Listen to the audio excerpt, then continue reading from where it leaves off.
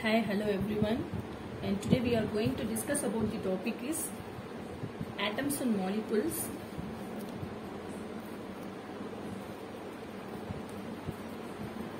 Atoms and molecules.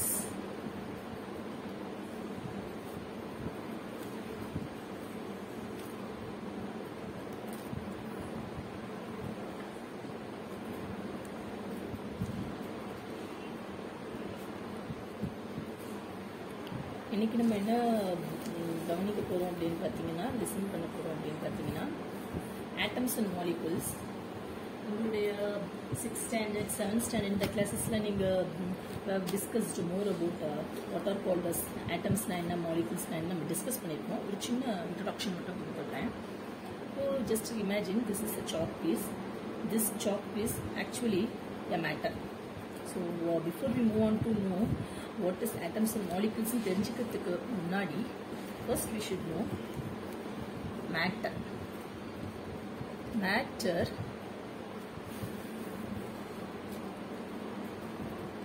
around us everywhere.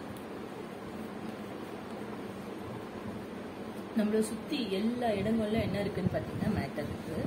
So for example இந்த chalk piece வந்து நீங்கள் ஒரு பொருளை எடுத்துக்கிட்டிங்கன்னா இதுக்குள்ளே பார்த்தீங்கன்னா நிறைய ஆட்டம்ஸ் இருக்கும். இது ஒரு just imagine this is a molecule. This chalk piece is a molecule and when you are crush this chalk piece you will get see look at this. உங்களுக்கு வந்து நிறைய ஆட்டம்ஸ் கிடைக்கும். இது ஒரு குட் எக்ஸாம்பிள். நீங்கள் கொஞ்சம் நல்லா அண்டர்ஸ்டாண்ட் பண்ணிக்கக்கூடிய ஒரு எக்ஸாம்பிள் அது. அது மாதிரி எல்லா பொருள்களுமே எல்லாமே மேடப் ஆஃப் என்னன்னு பார்த்தீங்கன்னா மேட்டர் தான். So this is what you have discussed and you have learnt in your earlier classes. In 10th standard we will discuss more about atoms and molecules, atomic mass and relative atomic mass and mole concept, molar mass. All these things we will be discussing. So first we'll move on to some postulates of atoms and molecules. So இதில் யாரெல்லாம் discover பண்ணாங்க, எப்படி வந்து atoms and மாலிகுல்ஸ்லாம் வந்து கண்டுபிடிச்சாங்க, எந்தெந்த scientist இதிலலாம் involve ஆனாங்கன்னு பார்த்தீங்கன்னா ஃபர்ஸ்ட்டு 5th centuryல பார்த்தீங்கன்னா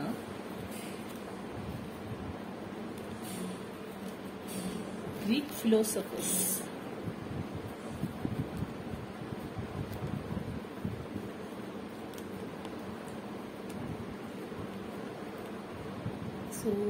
these Greek philosophers என்ன பண்ணாங்க அப்படின்னு பார்த்தீங்கன்னா they have given some explanation about the atoms and molecules.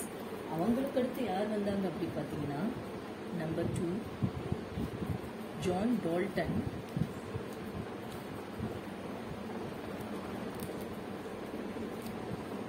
John Dalton என்ன பண்ணாரு அப்படி பார்த்தீங்கன்னா he has given one theory.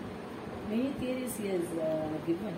He is the first scientist who have given the scientific theory of atom. He is the person who have given the first scientific theory of an atom. ஒரு ஆட்டத்தை பற்றி first theory கொடுத்தவர் யார் அப்படின்னு பார்த்தீங்கன்னா John Dalton. So இவருக்கு அடுத்து யார் வந்தாங்க அப்படின்னு பார்த்தீங்கன்னா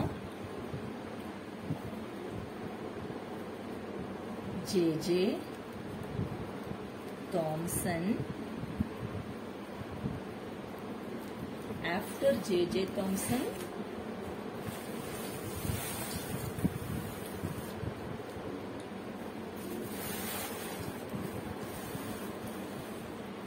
J.J. Thomson, next to J.J. Thomson,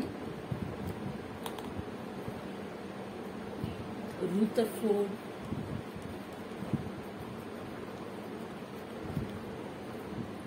Schrödinger. So these are the scientists who have played the important role in the theory of atoms and molecules. Now we will move on to postulates of modern atomic theory.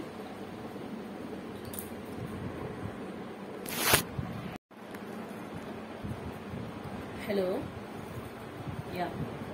In the previous video, I have explained about atoms and the scientists who are all involved in that, and யாரெல்லாம் கண்டுபிடிச்சாங்க, எந்தெந்த பீரியட்ல கண்டுபிடிச்சாங்க.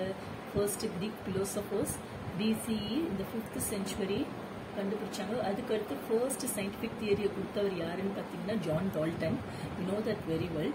அவர் கண்டுபிடிச்சது எல்லாமே இன்கரெக்டாக ஆனதுனால அவருக்கு அடுத்து ஜே தாம்சன் வந்தார். ஸோ தாம்சன் அவர் அவரோட வியூஸ் அதை பற்றி எல்லாமே நல்லா கொடுத்துருந்தாரு. அவருக்கு அடுத்து நிறைய ரூதர்ஃபோர்ட், ஸ்க்ராட்டிஞ்சர் இவங்கெல்லாம் they have given their views about the atoms and molecules. So now what we are going to learn is, we are going to learn about postulates of modern atomic theory. The first postulate is, an atom is no longer indivisible. An atom is no longer indivisible.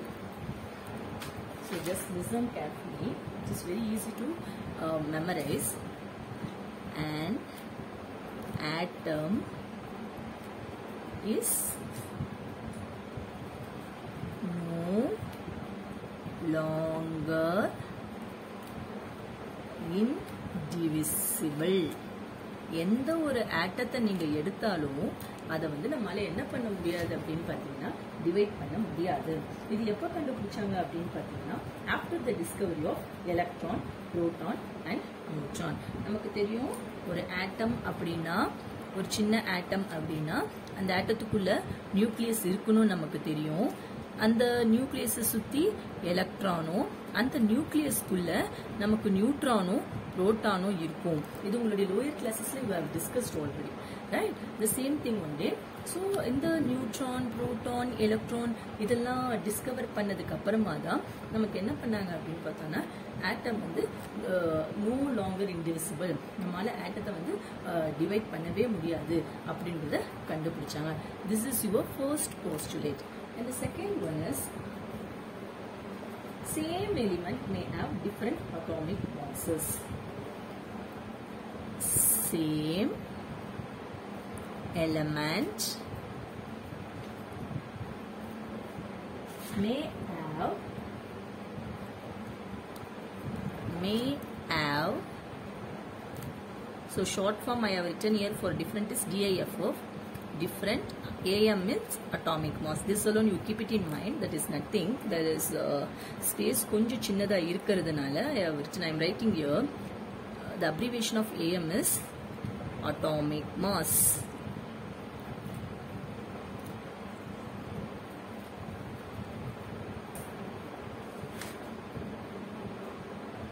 This is called as isotopes.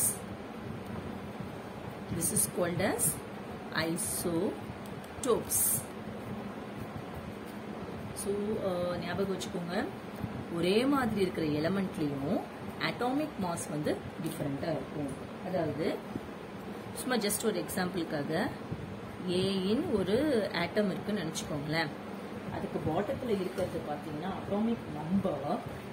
சும்மா கீழே இருக்கிறது என்ன சொல்லுவோம்னா atomic number, மேலே இருக்கிறத mass நம்பர்னு சொல்லுவோம். Mass number is otherwise called as atomic mass.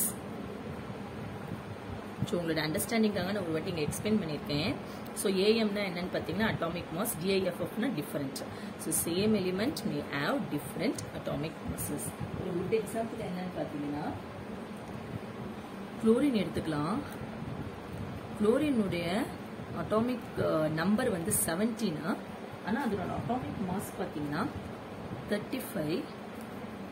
இங்கேயும் அதே மாதிரி தான் 35, 37.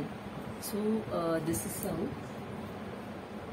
for your clear understanding, 35 and 37. Okay, that is chlorine 17 35, chlorine 17 37. இதுல பாத்தீங்கன்னா உங்களுக்கு நல்லா தெரியும், இது வந்து அட்டாமிக் நம்பர், இது வந்து அட்டாமிக் மாஸ். இதுல என்ன டிஃபரெண்டா இருக்கு? அட்டாமிக் ஒரே மாதிரி குளோரின் சிஎல்ன்றது என்னது? குளோரின் தான். ஆனா அதனுடைய அட்டாமிக் நம்பர் பாத்தீங்கன்னா 17 ஒரே மாதிரி தான் இருக்கு. That is same element. ஆனா அதனுடைய அட்டாமிக் மாசஸ், அதாவது மாஸ் நம்பர்னு சொன்னேன், is otherwise called as atomic மாஸ்ன்னு சொன்னேன். ஸோ அது மட்டும் பாத்தீங்கன்னா 35 37 இருக்கு. ஸோ இதுக்கு பேர் தான் நம்ம என்ன சொல்றோம்? ஐசோடோப்ஸ்ன்னு சொல்றோம். So the next one is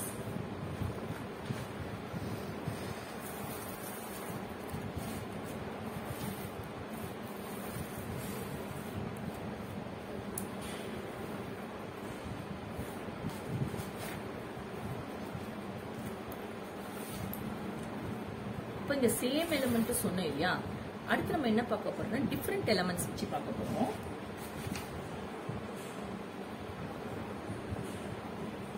Atoms of different elements may have same atomic mass.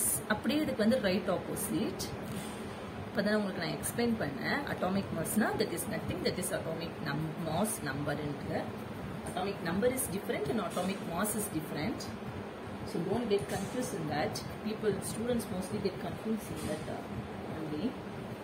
See, இதுக்கு நம்ம பேர் என்ன சொல்றோம்னா ஐசோபார்ஸ். இதுக்கு பேர் நம்ம என்ன சொல்லலாம் அப்படின்னு பாத்தீங்கன்னா ஐசோபார்ஸ்.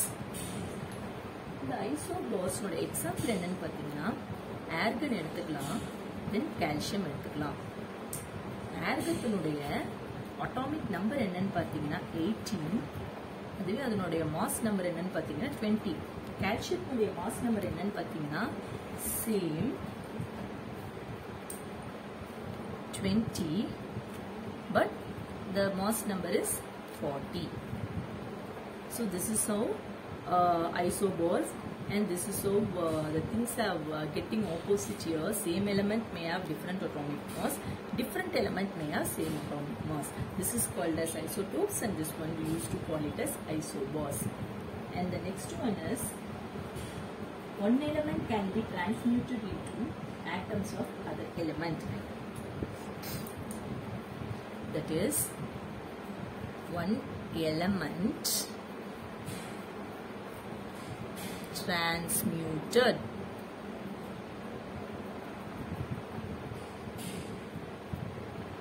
into another element. அதாவது இது எதனால சொல்றாங்க அப்படின்னா, நம்ம வந்து அழிக்கவே முடியாது இல்லையா, ஆர்டிஃபிஷியல் டிரான்ஸ்மியூட்டேஷன் சொல்லுவாங்க. Atom is no longer indestructible. அதாவது ஃபர்ஸ்ட் நம்ம என்ன பார்த்தோம்னா இன்டிவிசிபிள்னு பார்த்தோம். நம்ம அதால பிரிக்கவே முடியாத ஒரு ஆட்டத்தை எடுத்தா அப்படின்னா இதுல வந்து இன்டிஸ்ட்ரக்டிபிள். இன்டிஸ்ட்ரக்டிபிள்னா நம்மளால வந்து அதை வந்து டிஸ்ட்ரக்ட் பண்ணவே முடியாது அப்படின்றது தான் வந்து இல்ல டிரான்ஸ்மியூட்டேஷன் போட்டு நம்மளுக்கு சொல்லியிருக்காங்க. The next one is atoms may not always combine in a single whole number ratio. Atoms may not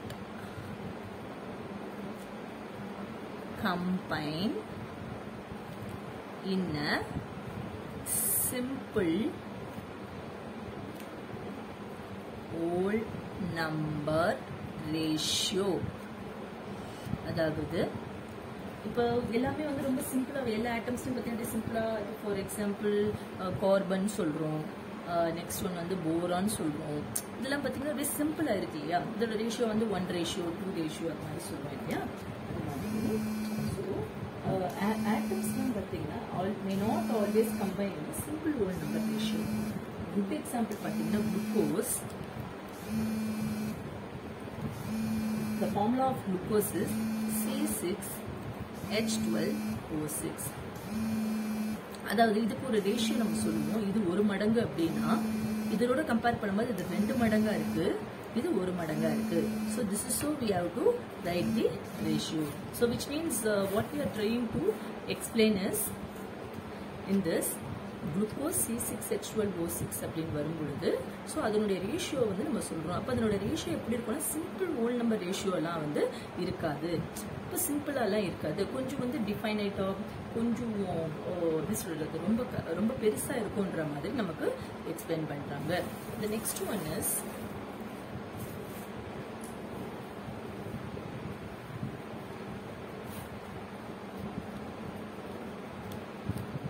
smallest particle also takes part in a chemical reaction.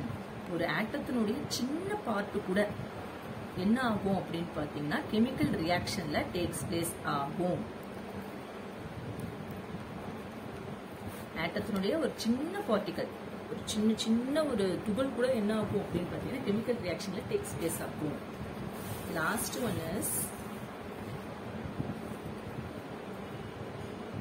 ஒரு ஆட்டத்தினுடைய மாஸை நம்ம எப்படி கன்வெர்ட் பண்றோம் அப்படின்னு பார்த்தீங்கன்னா E is equal to mc squared.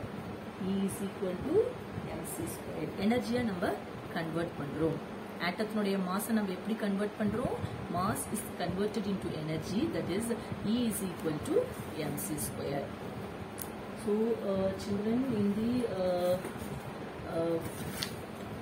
upcoming classes I have planned to do some pH activities, which means I will show you what the activities we are going to discuss about. pH paper, which is very much available with me now. So see, look at here. Subscribe பண்ணுங்க, like பண்ணுங்க, உங்களோட doubts எல்லாம் கமெண்ட்ஸ்ல போடுங்க. நான் வந்து இந்த next கிளாஸ்ல என்ன பண்ணலான்னு பார்க்குறேன்னா pH scale I will explain with some like lemon juice, vinegar, which is available in my home. I will prepare and I will explain you about the pH scale, which is 149 page number. This is for 10th standard students. So get ready for this. Just subscribe my channel, then only you will come to know all notifications whatever I'm going to do. Anyway, thank you.